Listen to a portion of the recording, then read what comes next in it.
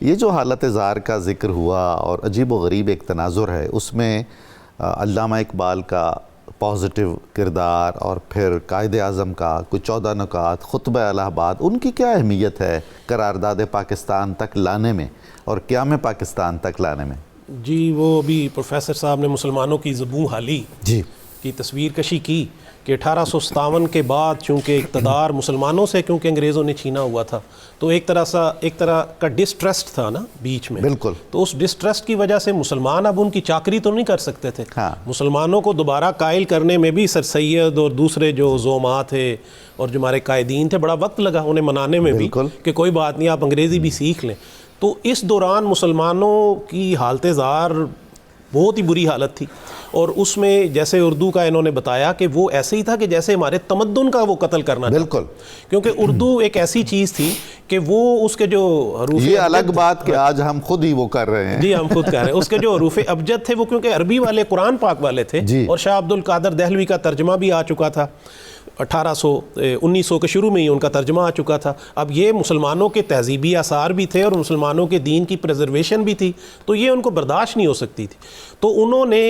ایک تو ہمارا معاشی قتل بھی کر دیا، ٹھیک ہے، انگریزوں نے ہمیں نوکریوں سے ہی دور کر دیا، فوج میں تو بالکل انہوں نے کہا کہ ان کے لیے ان کا داخلہ بند ہے، ان کو نوکری نہیں دی جا سکتی. اچھا جو ابھی انہوں نے تقسیم بنگال کا ذکر کیا، بنگال میں مسلمانوں کی اکثریت تھی اور جو بڑے عہدے تھے 681 اس پہ ہندو فائز تھے، اور صرف کہتے ہیں کہ 80 نوکریاں مسلمانوں کے پاس تھے، اکثریت ان کی تھی. کلکتہ کی بار کا یہ عالم تھا کہ 240 اگر رجسٹرڈ ہندو وکلاء تھے تو صرف ایک مسلمان. اللہ، تو اس طرح کے حالات تھے. اور مسلمانوں کو کیا کرتے تھے کہ وہ فسادات کرتے، یہ 1937 کی انہوں نے جو منسٹریز کا ذکر کیا، خود ہی فسادات برپا کر دیتے تھے، خود ہی کرفیو لگاتے تھے، خود ہی نوجوانوں کو مسلمان کو گھروں سے نکالتے تھے،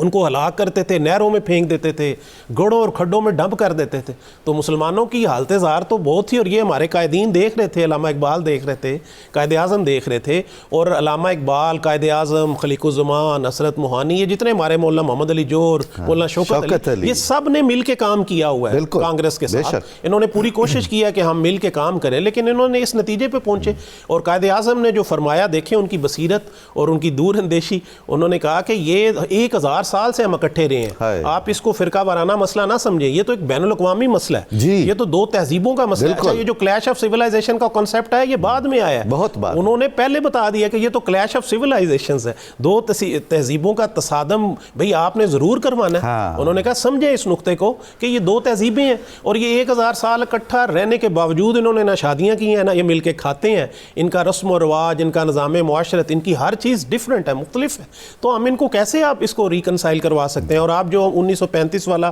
ایکٹ لگا رہے ہیں، قائد اعظم کو یہ اس پہ بڑا تھا، ان کے تحفظات تھے کہ یہ جو ایکٹ ہے، یہ جو آپ کی مغربی پارلیمانی جمہوریت ہے جس میں آپ صرف لوگوں کے سروں کو گن لیتے ہیں، اس کی بنیاد پہ آپ جو مسلمانوں کو کانگریس کے حوالے کر جائیں گے. اور جو 1937 کی کانگریسی وزارتوں کا جو تجربہ تھا، وہ قائد اعظم محمد علی جناح نے فرمایا کہ یار اچھا ہو گیا کہ ہم نے دیکھ لیا کہ انہوں نے ہمارے ساتھ کیا سلوک کرنا ہے. دیکھیں آپ اردو کے ساتھ تو اتنی نفرت کا مظاہرہ تھا کہ وہ اگر کوئی ایڈریس اردو میں لکھا ہوتا تھا وہ ڈاک نہیں ڈیلیور کرتے تھے، وہ منی آرڈر کسی نے بھیجنا اس پہ لکھ دیا، وہ ڈیلیور نہیں کرتے تھے،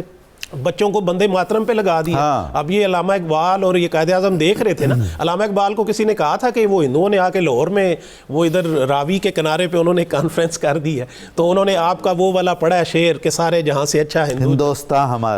ہمارا. تو علامہ اقبال نے فرمایا وہ تو میرے دور جاہلیت کا کلام ہے جو انہوں نے پڑھ دیا. تو انہوں نے ریئلائز کر دیا تھا، قائد اعظم محمد علی جناح نے دیکھ لیا تھا کہ یہ جو ہے ہندوؤں کے ساتھ جب انگریز چلا جائے گا نا، کانگریس ابھی یہ کہہ رہا ہے، اچھا گورے یہ بھی کہتے تھے کہ وہ چلے جائیں گے تو آپ ایک ہو جائیں گے، کوئی مسئلہ نہیں، مسائل حل ہو جائیں گے. تو انہوں نے تو کانگریسی وزارتیں دیکھ لی تھی، تو انہوں نے کہا کہ یہ بالکل نہیں ہو سکتا. محمد علی جناح کو بہت زیادہ انٹیمیڈیٹ کیا گیا، بہت زیادہ دباؤ ڈالا گیا، لیکن انہوں نے کہا کہ نہیں. اب میں نے کہا اچھا انہوں نے یہ کہا کہ مسلمان جب آگے قدم رکھتا ہے تو پیچھے نہیں ہٹاتا، وہ ہے نا صادق صدق تے قدم. تو وہ مقصد ہے کہ وہ اگر آپ صدق پہ قائم ہیں، آپ حق پہ ہیں، تو پھر آپ نے قدم آگے رکھنا ہے. زبیر صاحب، عام طور پر اعتراض کیا جاتا ہے کہ علامہ اقبال اور قائد اعظم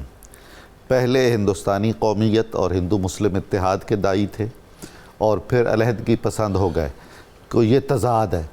میں تو سمجھتا ہوں یہ ارتقاء ہے، جی ارتقاء ہے، تجربات سے جی سیکھا تجربات ہے۔ قائد اعظم نے کہا کہ بھئی اس طرح تو میں ایک زمانے میں پرائمری اسکول میں بھی پڑھتا تھا۔ جی بالکل بالکل بالکل ایسے یہ دیکھیں گے قدرت نے دکھانا تھا، پوری دنیا کو دکھانا بالکل کہ ہم ساتھ بھی رہے ہیں، ٹھیک ہے، ہم نے یہ بھی کر کے دیکھا ہے، ہاں، اس کے نتیجے بھی، اس کے کانسیکوینسز اب تک فیس کر رہے ہیں، اور مسلمان جو ہے نا ایک سوراخ سے مومن 2 دفعہ نہیں ڈسا جاتا۔ تو اگر وہ اچھا آپ دیکھیں بعد میں کیا ہوا، جو مسلمان ادھر رہ گئے بعد میں کیا ہوا، مراد آباد میں اور کئی علاقوں میں انہوں نے پاکستان جب پارٹیشن یہ ہو گئی بن گیا، اس کے بعد انہوں نے بلڈوزر چلا دیے، مسلمان نوجوانوں کی کاسٹریشن تک انہوں نے کی ہے کہ مسلمانوں کی نسل کشی ہم کر دیں۔ اس وقت بھی وہاں کوئی اچھی صورتحال نہیں ہے، آپ کے سامنے کیا صورتحال ہے، مسلمانوں کی زمینوں تک انہوں نے چھین لی ہیں، مسلمانوں کے وہ جو شہریت ہے وہ اس کو تسلیم کرنے سے وہ منکر ہے، اور کشمیر میں انہوں نے کیا کیا، تو یہ تو حالات پوری دنیا کو ثابت کر رہے ہیں۔ علامہ اقبال کو یہ اندازہ ہو گیا تھا کہ شاید انہیں زندگی مہلت نہ دے، تو انہیں قائد اعظم نظر آئے ایسے، جی انہوں نے انہیں لکھا، انہوں نے کہا کہ جی میری تو نظر انتخاب آپ پہ پڑتی ہے، اور آپ کے علاوہ یہ جو ہماری ناؤ یہ ڈوبتی ہوئی کشتی ہے مسلمانوں کی، اس کو ساحل مراد تک کوئی نہیں پہنچا۔ ہاں ہاں ہاں